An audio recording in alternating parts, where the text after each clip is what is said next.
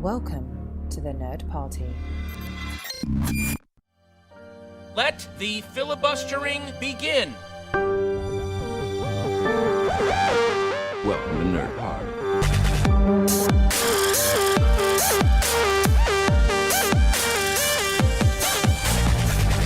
Hello and welcome to Filibuster here on the Nerd Party Network.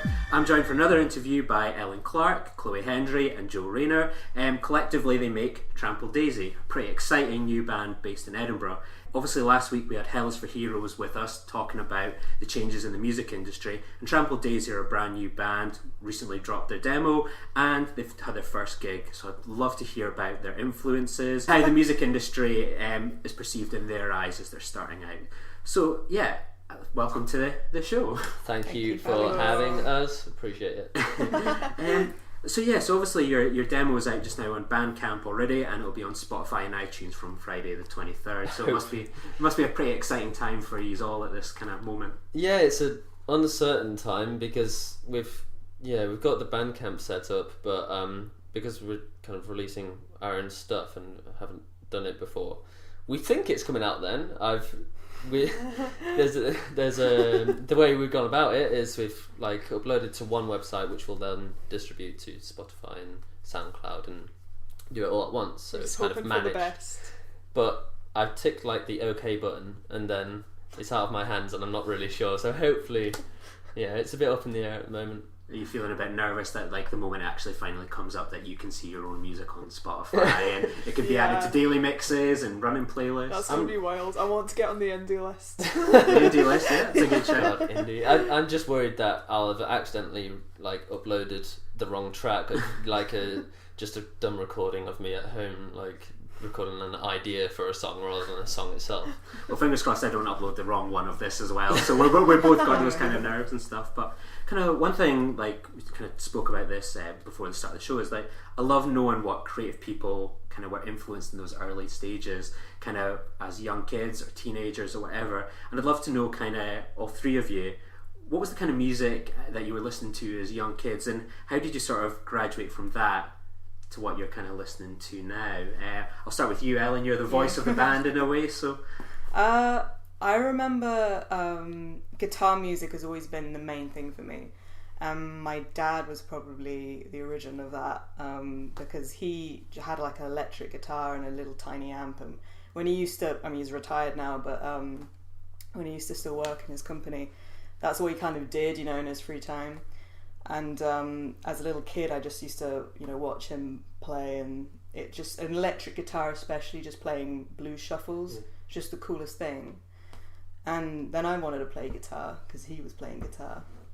Got into that, could never make it sound the way he made it sound because I had lessons, and obviously in lessons you learn how to, do it properly and all that.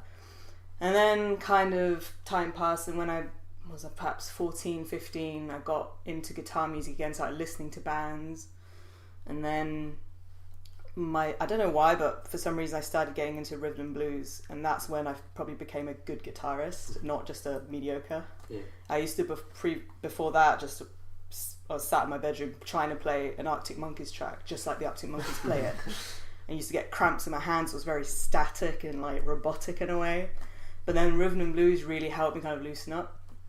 And then that kind of, it developed from there on. Then I went into, listened to Kasabian, which was then the doorway to rock music. I never really listened to it before because it was that's something that Dad listens to and old people, But then I realised, actually, no. I think your dad always reminds you of that. If you listen to something you slagged as a kid, he'll turn around and go, you criticised that as a kid. I got that all the time still too. Yeah, and I realised actually rock and roll is still around, and I actually like it, it's more bold, and it's with a lot of the kind of indie stuff that was around in 2010 and 11, it was guitar music, but it felt a bit like the glass is half full, sort of a bit jangly, not very bold. And then I got into things like Queens of the Stone Age, and that changed my life. I was like, oh my god, this is amazing. And then never looked back since. And then I started writing as well, which also meant that I was free from any boundaries, so I also became a better guitarist through doing that. And then I met these guys and I started writing more for a band, which also changed, because I didn't just think of guitar anymore. It was drums and bass and vocals and Well, when you say not too writing much for drums, to be fair, because I don't know anything about percussion. It's embarrassing, but thinking of music as a whole rather than just like an instrument. Yeah, Cool. I love hearing Ellen try to describe a drum beat. Like, I think the last rehearsal we had, she had an idea in her head, and the way she got it out, it kind of came out as scat. it was so funny. embarrassing. It was great. I mean, I probably shouldn't make a fool of myself now, but especially it's being recorded. But you can't sing drum, right? I mean, it's literally just, Joe, can you do this? And Joe said she sounded like Kiki as well. That was the best bit. Oh yeah.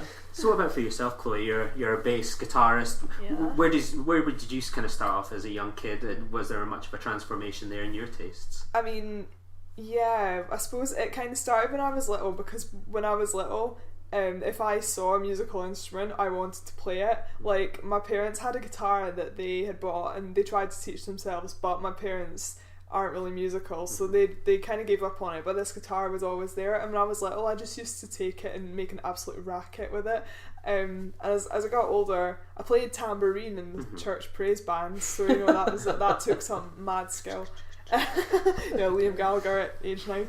And then, so there was that, and then it wasn't until I was kind of like 11 or 12 that I actually properly wanted to learn to play guitar. So I had some lessons, but then when I was, it was kind of around that age, I kind of, my mum and dad they grew up during the 80s, so they're really into like 80s synth pop, and that was kind of one of my first musical obsessions. But then when I was about 14, I got really into like the Beatles and the Rolling Stones, and that's an obsession that's still there today. But that kind of, I wanted to learn to play those songs, and then it was listening to those two bands for a few months that I started to pick out the bass lines. It was Paul McCartney that made me want to play bass, and that was that sounds, honestly, the amount of bassists I've heard say that, but it's true, because it was listening to the Beatles, picking out the bass lines, and I was like, well, I want to learn this. So I started playing it on my guitar, and then I got a bass for Christmas. That was when I was 14, and I did like teach myself, but like Ellen said, how when she was just trying to play things that Arctic Monkeys played the exact way they played them, like for years all I did was copy tabs and just be like, hey, I can play this, like just for the sake of being able to say that. And I'd say it wasn't until I moved to uni and met Ellen and we started playing together when I really started to learn more about the bass and like what I could do with it, instead of just like copying things. I was learning how the bass actually like fits in and stuff like that. So yeah, technically I've been playing for years, but I didn't start like really playing until quite recently, and I feel like I've improved a lot since then, but I've still got a long way to go, so I'm looking forward to that. And I think in a 3-piece band there's no hiding as well. Every instrument is super, super important, and so you can't get away from like copying what you've heard before. Exactly, you know? yeah. For you then, Joe, are you going to admit to listen to any cheesy music when you were a kid? Oh, I still listen. Were you to a Busted McFly fan as a kid, and then you evolved into the cool stuff? Yeah, These guys have got the cool stuff. I listen to this. I listen to that. I am not and have never been cool. And I still solidarity, brother. I still listen to really cheesy music, and I did used to, but I have quite a diverse music taste, and I guess like both of these guys, the first instrument I really touched was a guitar, because my parents, they're not musical at all, and they really wanted me to play the guitar, because no parents want their kid to play the drums. Why would they? And I was shit at it, and I don't think I enjoyed it. It was when I was really young. I must have like primary school, really young. So I stopped playing anything for quite a while. I listened to whatever was on, because that stage in your life, I don't think, obviously people develop music taste in a different way, but at a certain age, when you're really young, you just hear what's around you, and that provided the basis. And then my mother's partner listened to a lot of classic metal, and I kind of absorbed that and got into heavier stuff. And then from there, since then I've branched out. So I'll, if I was to just put my phone on shuffle, I'd be listening to soundtracks from films. I'd be listening to still classic metal. I'd be listening to really cheesy stuff like Scissor Sisters. But that's a name I've not heard in a while. And I, in recent years, have gotten into quite a lot of like technical, complex, unconventional stuff with less traditional structures, and I kind of cover everything, and I think that's really, really important, because I know a lot of people who say, oh, this was the era, this was the best era of music, this was the best era of music. I don't think there is a best era, and I think that today is just as good as any decade in the past. There's still amazing artists around today. You just need to know where to look, because every genre is oversaturated pretty much. And then there's just even the really, really obscure ones. So it's just finding where to look. Obviously, it's easier now to find bands from across the world, but it's its own barrier, its own limitation. And I think just having casting the widest net and just taking the really specific, the best things from different places has really helped me to develop my understanding of lots of different aspects of music, not just drumming, but loads of different instruments and theory. And I think that for a long time I didn't want to be in a band, because I knew I didn't understand music well enough, and even though I'm still learning, I have a good grasp now, and I know what I want to be. And also as a drummer, up to a certain point I didn't want to be in a band because I simply wasn't good enough, and now I feel I'm fully self-taught. Well, hopefully I can play the drums, considering you just put out a demo. Perfect segue. So then, how did you go from 3 individuals with your unique individual talents to becoming Trampled Daisy then? How did that all kind of come about? Well, Chloe and I were first year uni, we were flatmates. Yeah, Ellen was the first person I met. Yeah, and we obviously spoke about it, like, oh, I play bass and I play guitar, Yeah. And then obviously we made the logical decision to play together, just like in the kitchen. We were just playing along to like Nirvana and that. Just really nothing creative, just, I don't know, bashing about with our instruments.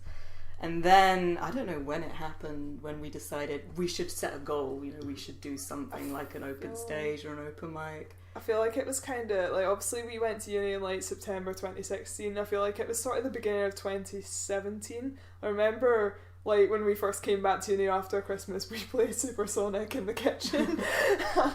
I think it was probably around that time that you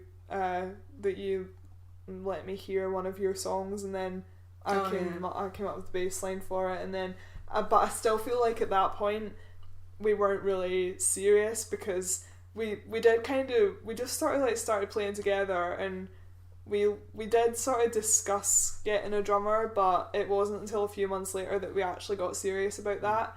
And in May last year, me and Ellen, we played an open mic night. That was we wanted to put ourselves out there in the hope that would help us find a drummer. But then after that, we had to go back home for the summer, so things kind of came to halt for a while. And then when we moved back here, at the Freshers' Fair, and I've said this before to Joe, who was most deeply offended, but in some ways it was like a last resort, the method that we found Joe, because I said to Ellen, I was like, look, we're probably not going to get anything out of this, but I think if we put out flyers next to the music societies at the Freshers' Fair, I think we can maybe find someone. Yeah, so I arrived at this big Freshers' Fair thing, which was...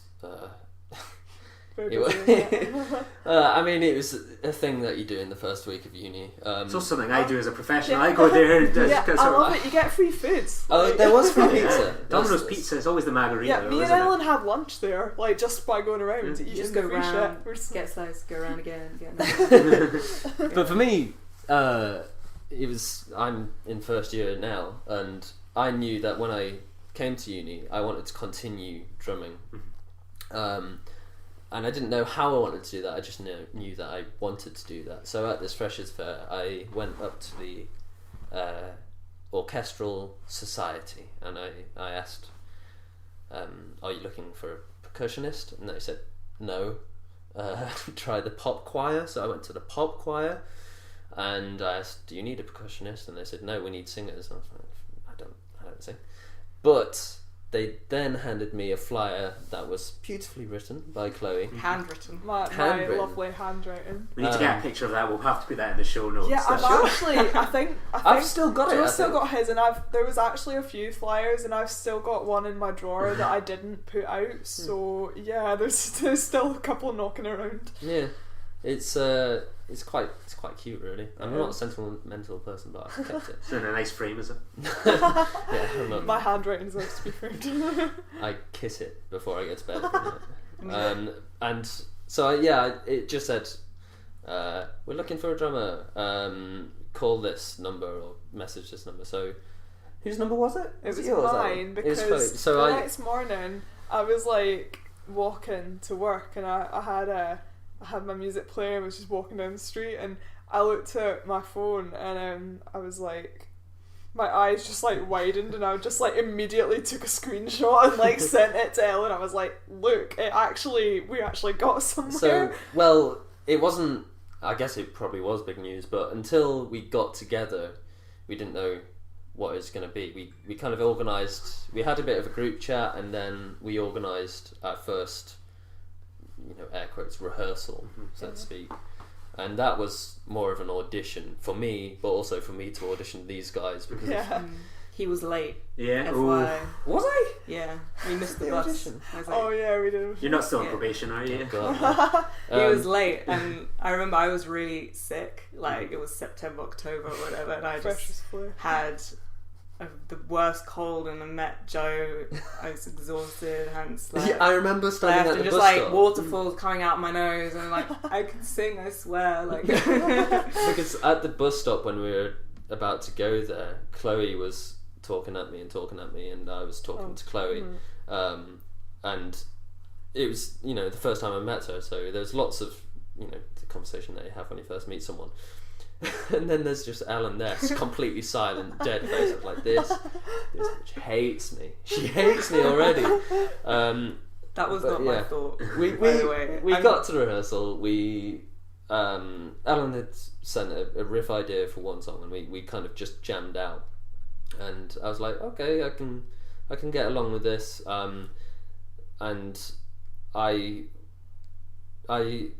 provided some like requests or some little changes to the song to see how well we kind of adapt to each other's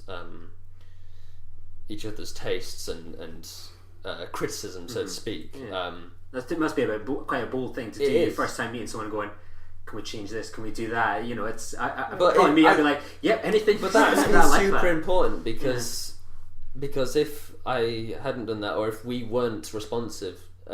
Is that the right word? But responsive to each other in that way, then it just wouldn't work between us. There's times where I suggest an idea and Alan's like, "No, that's awful," or I make little GarageBand melodies and send them off, and then sometimes it's a hit, sometimes it's a miss, and same with Ellen. It's like she'll sometimes send a demo and I'm like, "I'm not feeling that one," or quite often when we're writing a song, the structure will change quite a lot in rehearsals, and we'll add little bits and take stuff away, but that is a really collaborative process. I do think it is obviously important, because I think like, well, we all know that none of us are like gonna get offended or like break down in tears if someone says like, oh, I think you could do that better, or I don't really like that, because it's like working together is a big part of it. Like you can't just kind of, if you're, I mean, there are some situations where if you're not happy with something, you can get away with not saying it, but in a situation like this, if you're not happy with something, then you kind of, you can't be like, oh, but I don't want to hurt their feelings. Like, I think we all collectively understand that we're not hurting each other, we're pretty direct with each other. Yeah. Because there's no point wasting time saying, oh, I think maybe, it might be good if we could possibly try this maybe. It's just like, let's do this, see if it works. If it doesn't, fine. Yeah. And I really like that way of working, and as we were saying earlier, sometimes Alan will have an idea for the drums, or like I'll write a bass part, and so even though we all have our own instruments, we pay attention. We have the bigger picture in mind. What's it like for you, Ellen, obviously as the writer yourself? What's your kind of writing process? You're not just doing like the guitar, you've got you're almost producing, I suppose, the sound of the band with the lyrics and where it goes. What's that like for you, and is there much collaboration on that? I mean, by FYI, Joe's written a few songs, Chloe has, but we haven't really worked on them before, so it's not just Trampled Daisy, not just me writing, but so far, because I've probably written the main volume of it, well, writing process is, I don't know, it's very different every time. So a lot of the time it is a guitar part, it's a riff. Just recently been working on a song and that was a riff, and I just randomly played it and I thought, oh my god, this is really good. It's so They're good. gonna love it. Yeah. And it's sort of, I explore it from there on. Sometimes it's obviously a phrase or a thought or a feeling, and then you just try and flesh it out. A lot of the time it ends up being terrible and you have to stop and you're like, no, this is not working. Sometimes it does work, but it needs a lot of refinement, especially because it's a band, I need a lot of feedback. That's how I work as well. Like, is this good? Is this bad? Should we change this? We can change this, because I don't set things in stone when I write it. I know, there are a few alternatives to this part or whatever. But the writing process, there's no method to it. There really isn't. It's every time it feels completely different. Sometimes it takes months to write lyrics. Sometimes I can do it in a day. It really depends. It's very weird. I don't know about you guys when you write, but do you feel that now, like, kind of say, like the first few songs, obviously you've kind of written them, do you feel you need to sort of fit into that sort of mould of what it kind of, that original sound, or do you feel you could be a different band one week to kind of the next and I think that each of us as songwriters have tropes, and we all kind of hone in on each other's tropes and make sure that they don't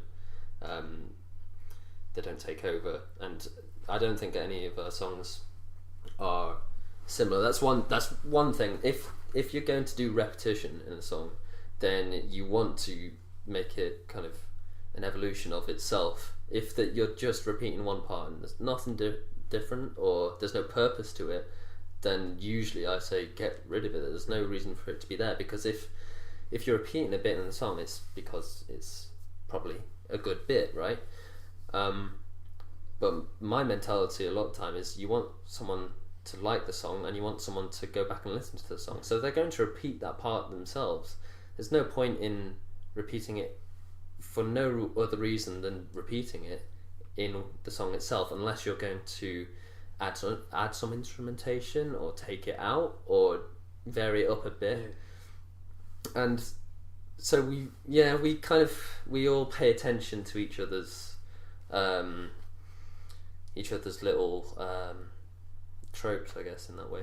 Oh. What about for yourself, Chloe? Like, for example, like, is it challenges when you're writing songs you're writing a song, you think, oh, I've got something flowing here, and it's almost maybe an influence on you, like whether it's an artist, you think, oh, I'm kind of writing in that vein, or do you think, oh, I'm writing my own? Is it going to be a challenge if you listen to so much music and so much influence to write? I suppose I always am kind of influenced more sort of, with me it's more sort of lyrics than sounds, because I don't know, when I was I mean, I started this is my embarrassing bit, but like I started writing songs when I was like 11 or 12. That was around the same time I started playing guitar, and of course they were all about things I hadn't yet experienced, but at the time I thought I had. Like, you know, when you're 12 and you fancy a boy in school, you know, I was writing songs about the heartbreak I was going through, and I really knew nothing. But it was. I think we're all relating to this story here. Yeah, it was. That's 12-year-old me. But now I'd say what I like to write about now is like what I see. Something that kind of.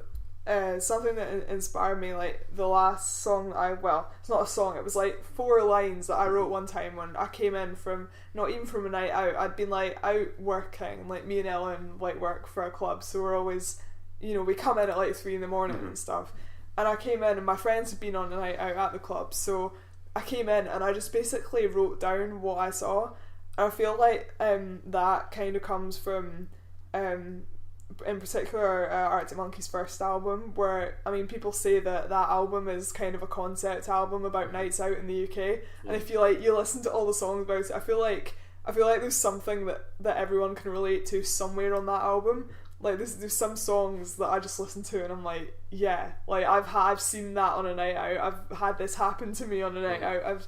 So I feel like with that album they wrote, like Alex Turner wrote what he saw, and that's something that I do more now that I'm older, or like I like to write about what's there, what I'm seeing, or what I'm feeling, rather than, you know, writing ballads about heartbreak that I don't even know about. So, I think there are certain themes in quite a lot of our songs, definitely, that show themselves in certain ways, because I think what Ellen likes to write about, it's usually some form of disgust or it's very easy to write about something you're annoyed about. Yes. And does working in a club bring up that feeling sometimes? That, you know, hopefully your employers aren't hearing this, but like you think of clubs where so much of what kind of goes on is people having a good time, but also you can see people drunken, you know, hitting on people, poorly, you know, you're young women yourself working in a club. Obviously there's only 3 songs out right now to like look at the lyrics, but I'm sure there's lots of ugly things going on in clubs, but just noting like ugliness of people, or institutions, or bigger things. We've got lots of different things, but I think it all comes back to ugliness. I mean, there is a kind of theme, like even in our name, there is a kind of theme throughout the songs of sort of a loss of innocence. And that sounds a bit dramatic. That's like higher English stuff, that is. But like, it's true. When you think of like a date, for example, I think of a daisy chain. You always think of like sitting around after school or during lunchtime, and everyone's made a little daisy chain. Yeah. And then it's sort of cast away. Yeah. Yeah. It's not. It's sort of like an innocence lost thing, kind of like the things you experience growing up and how you come to realize things. Like, obviously, like as you grow older, you learn that there's a lot of bad things in the world, and it's sort of this theme of just being corrupted. Like that sounds like we're all completely screwed up people. And you've been in Edinburgh 2 years, it's understandable that you'd be so cynical already. I think that Ellen put it really well one time when we were discussing visual ideas to represent our music, and it's just the image of a kid running along a beach and stomping on some other kids' beautiful sandcastle and just completely destroying it. I think that's a good encapsulation. I don't know about you. What I love about Trampled, I mean, it only really happened, the vision of Trampled Daisy came together when Joe joined the band. And obviously the songs I'd already written were kind of in that incentive, but I didn't know what to label it or what to name it or whatever. And then, you know, thinking about the band name, we wanted to sort of there's so many. Sort of use that in the band name, right? So it, you know, umming and ahhing about the band name forever. Well, it seemed like to go on forever. Yeah. And then Ellen just said Trampled Daisy, and right away we were like, I didn't even like it that much. It took me convincing. Yeah, we had to convince her. Even though I came up with it. Yeah. Like, that's the one. I'm like, really? Trampled Daisy, okay. But then, yeah, I really like that, the vision that we have. And when I write songs, and I know I've heard one of Joe's songs as well, it kind of goes along those lines of, what do you call it, ugly rock or something like that. Yeah. Even though it's a lame label, but the idea, of just being really raw and not really having a filter, because a lot of music that, other bands in Edinburgh, other bands, our age in the world, you do find a theme of sort of trying to make it look pretty or try to sort of make it compatible. Maybe that's to do with trying to reach more people, whereas what we do, I feel like it does also resonate with people, but for the reason that it is not trying to be something. It is what it is, and it's bold and it's loud and sometimes quite dissonant, but sometimes that's what people want to hear, because it is what we write about is quite raw and maybe perhaps painful, or we're not whatever. sugarcoating anything. No, so it is very in your face, but that's what I love about it. And talk about like bringing it to people. Like, you recently had your first gig, which was fantastic. Thank you. And Thank you. It's I suppose a two-part kind of question. Like, what was it like, sort of that first night to perform as a band? Obviously, you performed as a two-piece before. There you are live on stage. You I thought, fantastic, really, and stuff like that. So, what was the kind of feelings, the reactions, the buzz, kind of to be doing your live show? How did that all kind of come about, and how did you feel? I mean, do you want to go? I'd just like to first say that it wasn't technically our first gig. No, it was our first gig. It was our first paid gig. I'm sensing some rivalry in the band here, kicking off some tension. We wanted to test some stuff out before we properly hit the scene, so to speak. So we'd done a couple of open mic nights just to gauge. Because it's different, being in a rehearsal room together in a controlled environment to being on stage where things are slightly unfamiliar. And we'd done a couple of those, and they went pretty well. Yeah. They were weird, but pretty well. See, the thing about the open mics was that the first one we went to, that this was the first time we played live together. So it was a big deal for us. We invited all our friends. They came, and it was and a few of them came and all that. So that was great, we had the support system. The second time we played, this was shortly after we'd been given the Red Faces support slot, and we wanted to just have another go at playing live. So we saw it as kind of a rehearsal, so we didn't really invite our friends. I think we mentioned it, we were like, you can come if you want, but it ended up just being us playing quite late, it was after midnight, playing to a room of strangers, completely trashed. Yeah. and they still, it went down well. We had people coming up to us afterwards and everything, and it was like everything everything we've had so far has just been a sign that we should continue, because obviously people, the times we play live, people have obviously liked what they've heard.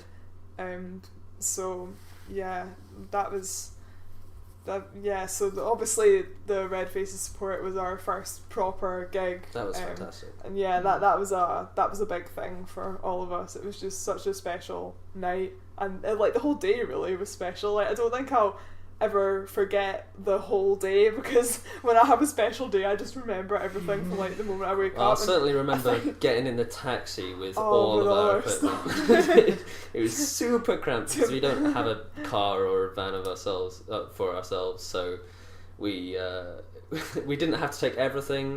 We were taking guitars, amps, but half the drum kit at gig is supplied usually by the headline or shared by the support. So I was taking some of my drum kit, but not all of it. And even so, we were kind of I think Chloe was like, "You need your seatbelt on, Joe." I was like, "I was supposed to find the seatbelt." I don't think I could even get mine on. I was sitting holding it because I was in the seat that was facing the those two, so I was like, the car like moved and I went so yeah, it was all fun. I think one of the most surreal parts of that day for me was that in the morning I'd been on the bus waiting to go to uni. I'd been listening to the band Neon Waltz, and by the end of the night they had like been at the Red Faces gig. We were like in a bar with them. I feel like that was one of the most surreal moments for me, that I was like listening to them that morning and the next thing. It's pretty nice. Yeah, but I mean the whole thing really just kind of like the nerve. I found that when I've played live, the nerves have just disappeared the moment I've actually got on stage. Like I was super nervous before we left. Like I just like showed up to Ellen's door in like a state. I was like, I'm late. I look terrible, everything. But you know, once we got there and I was like, we went to Spoons beforehand, had some chips, and yeah, I feel like everything, like when I was on stage and obviously the response we were getting as well, it's just like, this sounds bad, but like it's just suddenly like a massive like ego confidence boost, like. And then the nerves just kind of go, because you know you're in a situation where you're getting on with it, and yeah. I think what gave me confidence was that I've probably been to more bad gigs than I have good gigs. I've been to a lot of good gigs, but I've been to more bad gigs, and I know how a bad gig goes, and it was definitely not a bad gig. No, it's definitely a good one. So yeah, and it was great to play with the Red Faces and open for them. They you know, I had a great boogie to them afterwards, and same. We were having a right rave. And the venue was nice, and yeah, it just went swimmingly. Yeah, and once again, what I was saying about the response we got, like, I mean, I remember when we went to unload our gear, I couldn't even get off the stage before people were coming over to me, like, just saying how much they loved it. And I remember I was walking to put my bass away or something, and I passed Ellen, and the next thing I knew, there was like a flash in my face, like me and Ellen were getting our picture with someone. So someone out there has got a really bad picture of me with my eyes. The moment I whip out my phone. Yeah, and when we signed something as well. That was bizarre. Surreal. That was surreal. I was like, wow. You signed something? Yeah, someone asked us to sign. Oh, they must have not been able to catch Oh, they're not going to be able to make like, much money. They'll get two there. I didn't sign anything. Oh, you'll be next. They'll get you. It's like, what am I supposed to do? And I actually signed it Ellen Clarke. I don't think I have I have a video of her saying it. What did it feel like for yourself, Ellen? And like, kind of, there you are. Some of these are songs that you've kind of written, and kind of bearing yourself in that way to an audience where they're listening to what you're kind of saying. Does there a pressure come with that you feel like, oh, they're getting an insight into me, Ellen Clarke? I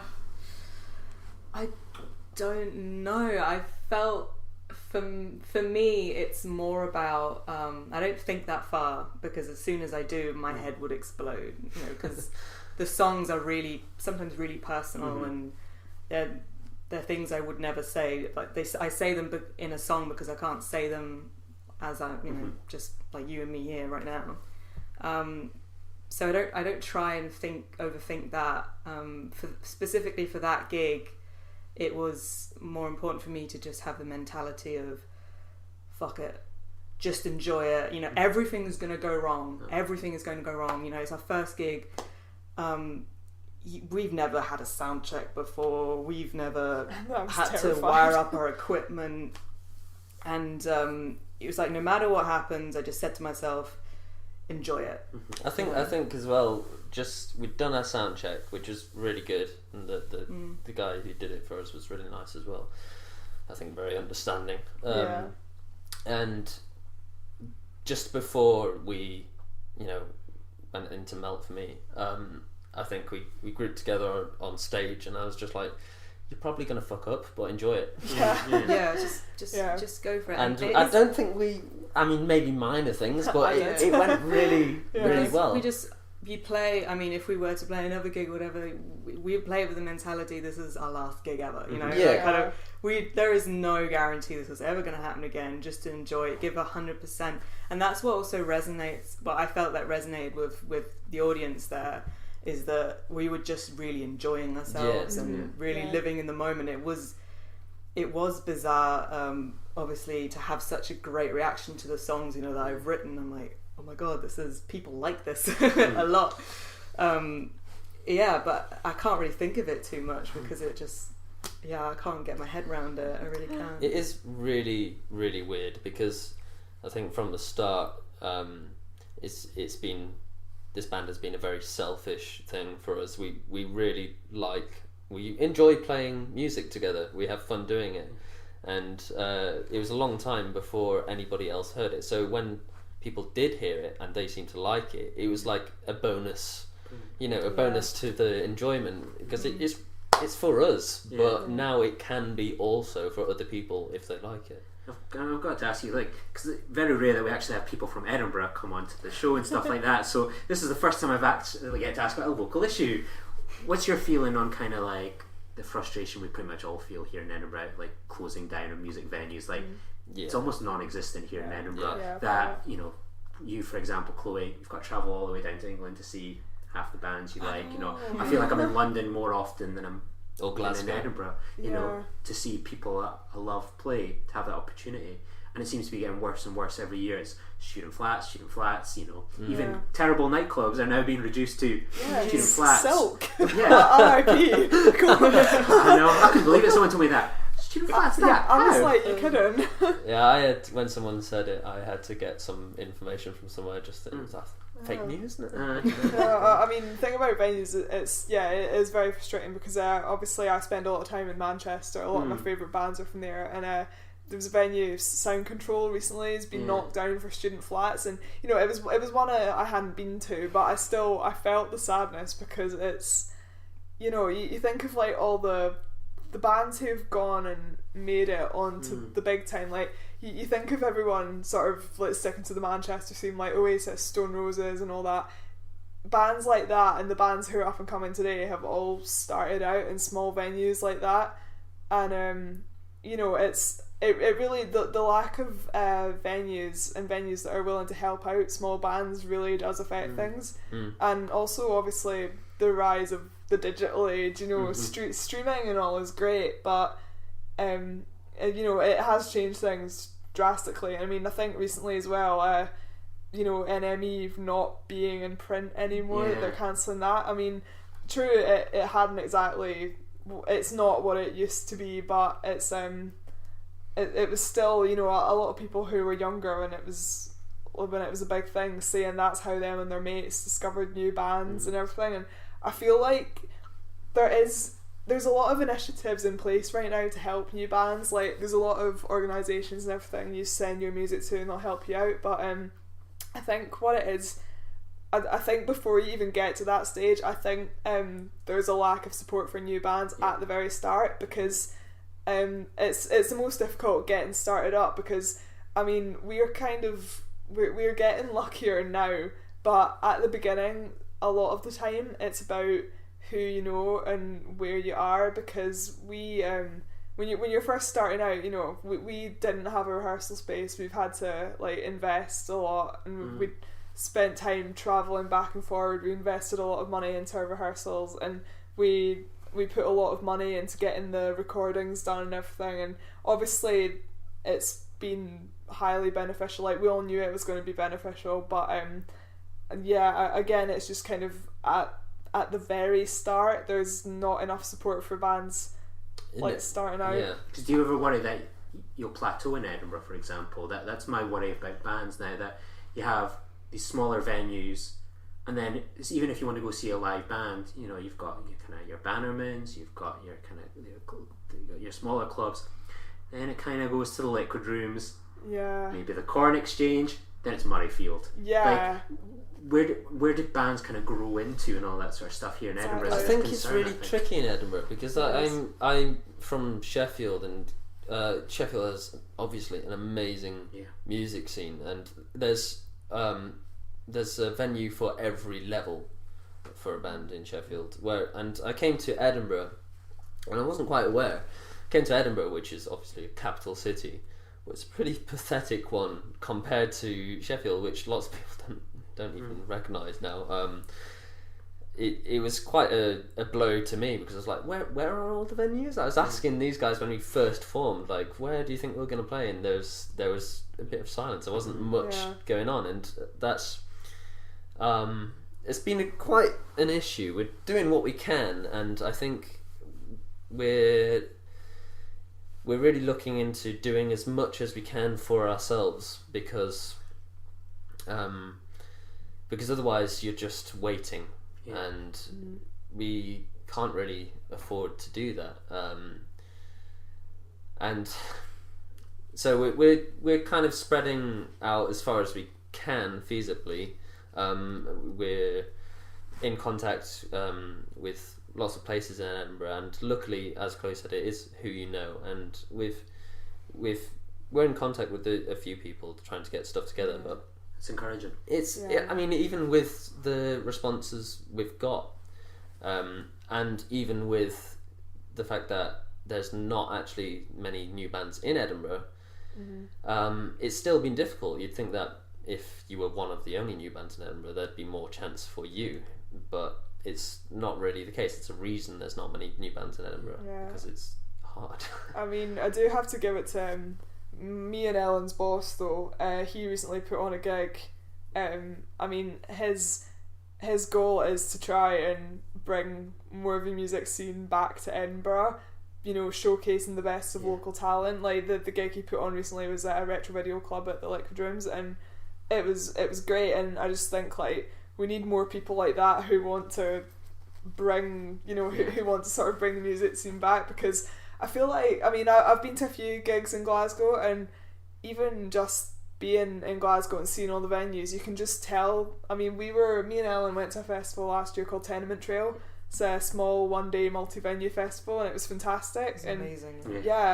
But just you see like the different levels, the different venues, and all the bands in Glasgow. Like there really is a scene in Glasgow. I mean, there's a lot of there's a lot of really good up and coming Scottish bands right now, and I mean they're not all from Glasgow, but obviously a lot of the gigs happen there, and just the choice of venues, and people are really enthusiastic, and it's just sad that Edinburgh doesn't quite have that, because obviously culturally and in terms of like festivals and stuff, Edinburgh is like really rich for that sort of thing. Like everyone knows about the festival and obviously the tourism aspect and everything, but it's one area it's lacking, really. It's lacking. We're moaning a bit here, but we've been really lucky in some respect, and we're very, very grateful for the people that we have met that have been able to help us on our way. The audio engineer for our demo. I'd love to know about that. We met him because he works at the rehearsal space, and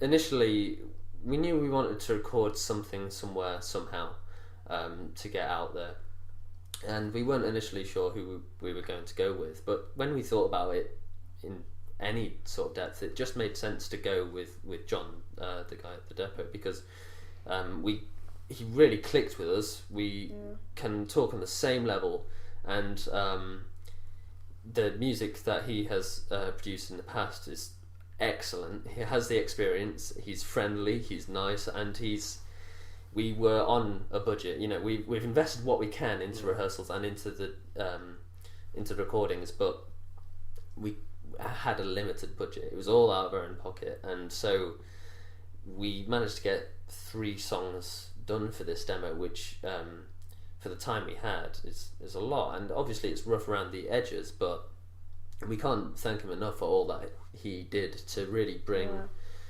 the best out of us, and just understanding what we were about. Yeah, it was cool to just go in with a complete virgins to the whole thing. I remember that after the first day of recording, Joe just jokingly said to him, "Was like, oh, I must have been like babysitting," you know, just like 3 kids who like love music running wild in a recording studio because they'd never been in one before. What was it like being in that recording studio? Was it like, is another step thinking, we've been on stage, we're now in a recording studio, like, have we maybe made it a little bit? Well, I've been in recording studios before, just in proxy to other people that I know, but this space was so nice. And like for me, because obviously kind of following all my favourite bands on social media and all that. You know, bands are very vocal when they're in the studio, literally, but yeah, when you always go like on when I look on Instagram or something, and like there's one of my favourite bands called Antaros right now. They're in the studio recording their debut album, and every day I go on and I see them on Instagram like laying down tracks, and it gets me excited because like I know there's going to be an album soon, and so yeah, it was just kind of exciting to be the one actually recording instead of just kind of. So you're thinking that I'm now looking at you. So, oh look, they're in the studio. It's like you're that people now. Yeah, like I am the person in the studio. But yeah, it was just it was quite funny because I was actually the day we went into the studio was the same day the band Antaros that I mentioned went into the studio, and I remember saying that. It's like, yeah, we're in the studio too today. It's very exciting. What's the name of the studio? It would be great to like obviously give them a wee plug and stuff. It definitely is. It's the Post Electric studio in Leith, Edinburgh, and it's far better than we deserved. Yeah, it's owned by one of the guys from Idlewild. The German guy also. No, I love Idlewild, by the way. Yeah. So, we'll maybe get the email from that. Yeah, it's two guys. That guy. Yeah, the German guy. And dude. I think it's called Chris. It's quite weird because whilst we were recording one track, he was sat in the just past the window behind the desk, and he was just like nodding his head along whilst we played. It was quite so jealous you guys of the band. Yeah, it was just funny going. People I really like you too. Just like going into the studio, seeing all the Idlewild posters around, and then I was informed they recorded there. But then also other bands that I mentioned, Neon Waltz earlier, they've recorded there as well. I think they did a live session, didn't they? I think they did. Yeah. I'd like to do one of those. That'd be cool. That would be cool. I'm just sitting in awe here, and sort of lost my place. So kind of now that the demo's sort of out, what's been kind of the reaction from friends and family? And when you obviously were saying you're listening to it, it's a bit rough around the edges. Are you finding you're being a bit more you're a bit critical of it, thinking like, can't wait to I'm again, super critical of everything, but what's been really nice is that everyone I've spoken to has had a different favourite. It's not like everyone's saying one song, which would mean that the other two songs weren't that good. Everyone's had a different favourite, and that's been the most reaffirming thing same for me as well. Because I think at different points, at different stages in recording, we each had a favourite, or we're like, this is the one, this is the one. Yeah. But that's changed so much, and I think that in the end we've got something. Obviously, it's a demo, but still, it's really something that I'm happy with. As I said, it's rough around the edges, but we expected that, and it's a good representation. And I like the fact that we've got quite a variety between the three songs. Yeah, I think it was all very exciting when the demos went out, because obviously we'd been looking forward to releasing them, and I think some people had got a wee sneak peek already, but when we actually released them, like I was in London last week. I was sitting in a Spoons in Camden, and because I'm the social media person, I was the one who was going to share everything. So I was literally sitting in this Spoons, like waiting for 7 o'clock on the dot. I had everything ready. I had all the tabs open. And then it was like, right, and then the tweet on Twitter, the tweet like wouldn't send, and it didn't get posted till like 3 minutes past 7 or something. I was stressing out. I was like, it's up on every other network. But why 7 p.m?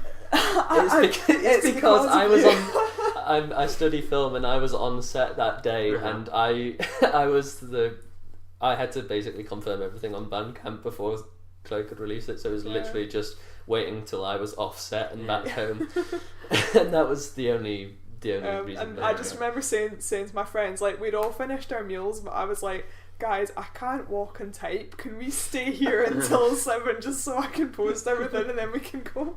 So it was, posted live from Wetherspoons, Camden. I'm surprised the amount of plugging for Wetherspoons that's going on in this podcast. This is a first. We all love the Spoons. We do. That's why we went before Sneaky Pete. I'm currently boycotting the one on Lothian Road because that was a music venue I like. Of course.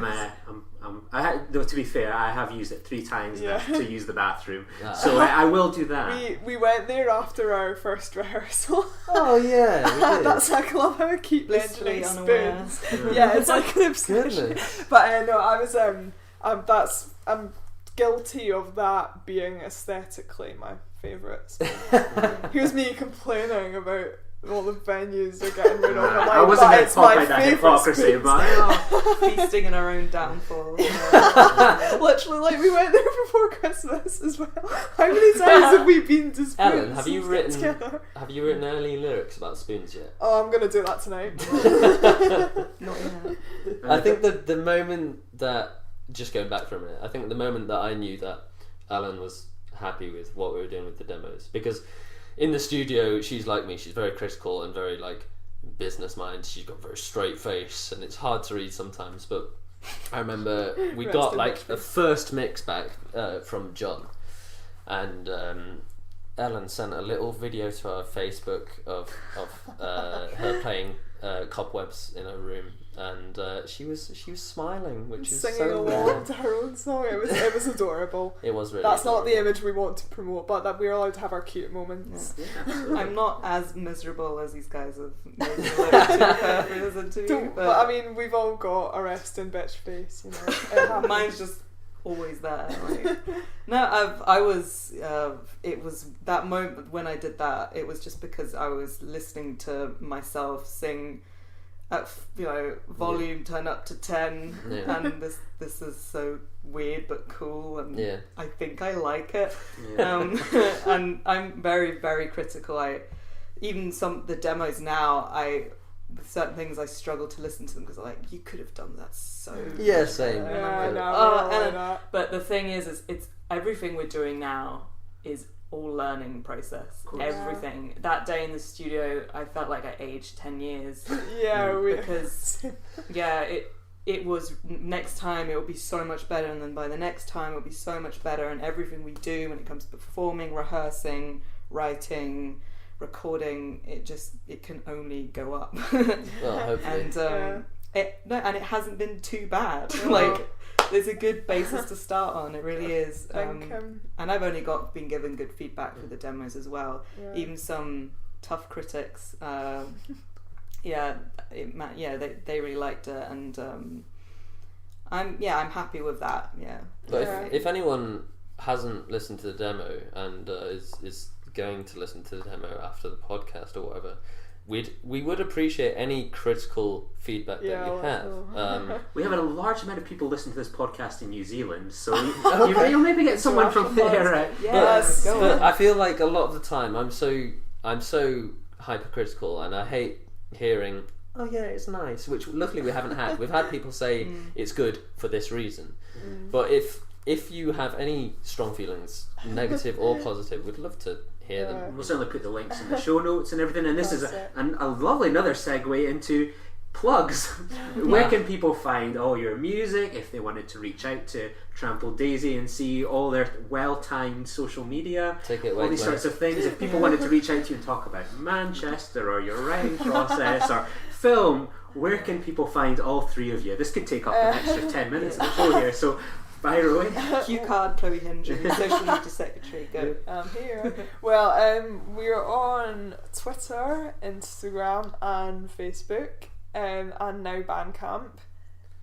So you can find us in all of those. The usernames are all variations of each other, but if you just type in Trampled Daisy Twitter, Trampled Daisy Facebook, you probably find us. If you find one of them, you'll be able to find. And we'll have all the clicks at the bottom, make it nice and easy for everyone. Sweet. And of course, Bandcamp, and hopefully later on Spotify. I feel like that'll be the most surreal thing for me, because we were talking about Ellen singing along to her own song, and it was when I kind of I've got my wee Bluetooth speaker. It was when I played the demos through that, I was like, wow. And to be honest, me and Ellen have both said, I think we've all said this actually, that we just can't wait to be at a flat party and to play our own songs and have somebody go, what's this shit, turn it off. There you go, you were like, we're looking for ultra feedback, but I suppose someone bucket drunk on some black fruits. I was at a party a few months ago where someone put on just it had all been kind of house music that was playing, and someone dared to put on a guitar band, and I heard someone go, turn that indie shit off. Okay then.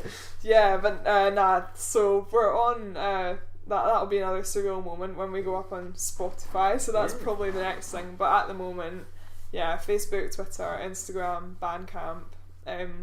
Habbo Hotel. Habbo Hotel, Stardoll, Club Penguin, LinkedIn. Club Penguins are fun.